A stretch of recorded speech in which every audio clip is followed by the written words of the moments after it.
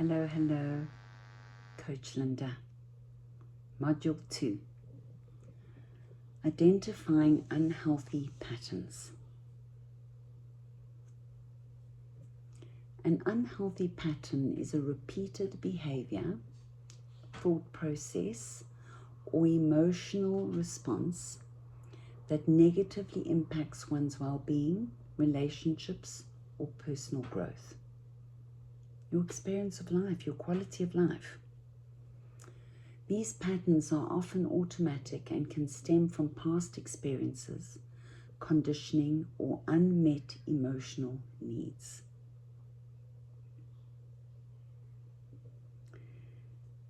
So we do have core human needs, okay, of which connection is one: food, nourishment, safety and security,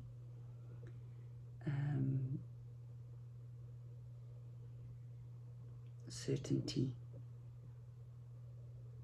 So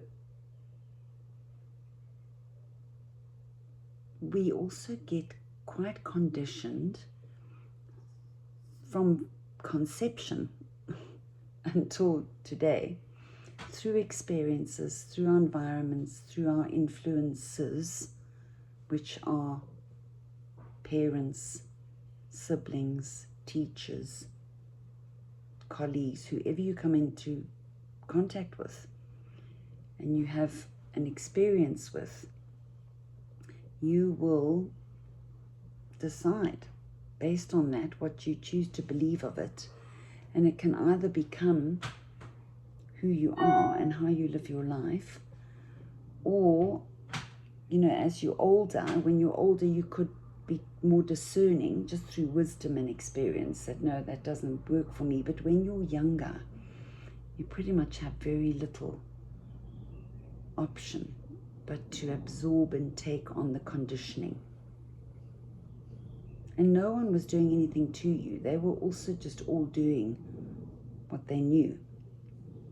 They were doing the best with what they knew. So we don't know what they knew and then what their parents knew and their influences. So it's like this ancestral genealogical line of influence that comes down. But if you are here and you are doing the work, you are able to change it. You are able to change it. And again, I encourage you, if you find that you're stuck anywhere and you need some support to get clarity and to move forward, to reframe, reshape, release, whatever it is, please reach out. It is very encouraged that you invest in a companion, a professional companion who can objectively support you to be your best self, to grow through this and become more of your optimal self. Okay. So common characteristics of unhealthy patterns are self-sacrifice, constantly putting others' needs ahead of you, ahead of your own, and at the expense of your well-being. So ahead of your own needs, your own peace, your own sense or your own well-being, your own health, all that. Avoidance, ignoring problems, ignoring emotions or necessary conversations to maintain temporary comfort. Don't rock the boat. Yeah? Overgiving, feeling responsible for fixing or saving others, often leading to exhaustion or resentment. We've spoken about this. Approval seeking, basing self-worth on external validation rather than internal fulfillment. So this is quite common for parents, particularly mothers. We are quite self-sacrificing.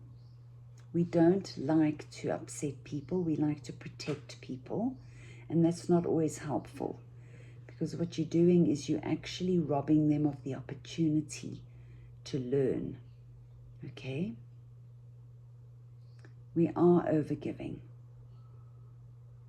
We've also been taught this through the years, through generations. It's unhelpful.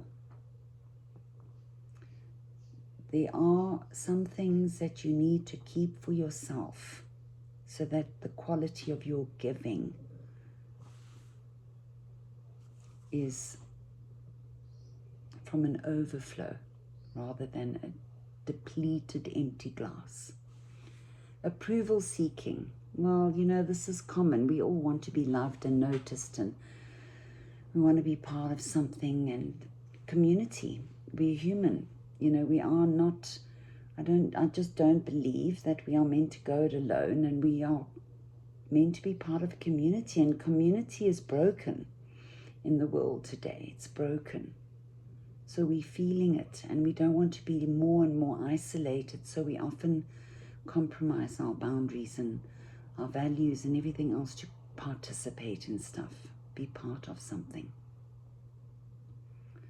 Fear-driven decisions, you know, and again, when we are older, more mature, you know, even from 50s, you know, from mid-40s to 50s, when your children have left, you know, the nest, and you know, you might be single, your marriage might not have worked out, so you're going it on your own anyway. You know, often we just make so many fear-driven decisions, and there I always encourage people to pause and pray. Bring yourself back to your heart, your soul, the essence of God that lives in you, and recognize that you are a creator. You are the creator in your own life, and God is living through you. So allow him to create by trusting in him, and rather feed your faith than feed your fear. So breaking unhealthy patterns requires self-awareness, intentional boundary setting, and the willingness to replace them with healthier behaviors that support balance and authenticity. Authenticity is just so important today. Balance, in order to just serve your health and well-being, is so important today. Yeah?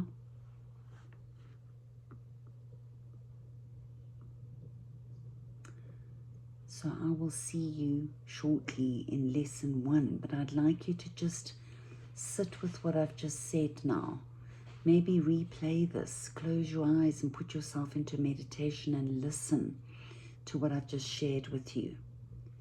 See where it resonates, see what it opens for you, write it down, and then I'll see you in lesson 1 of module 2.